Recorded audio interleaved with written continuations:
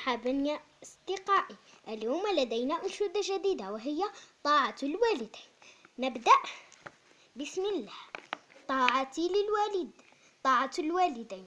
طاعتي للوالدين رمز أخلاق ودين والتزام ويقين بسنا هدي الأمين، فإله العالمين قد دعانا أجمعين من بنات وبنين احترام الوالدين، فهما رمز حنين وعطاء كل حين، كل بار بهما في جنان الخالدين. طاعتي للوالدين واجب عندي ثمين، فإني اليوم مدين لهما طول السنين.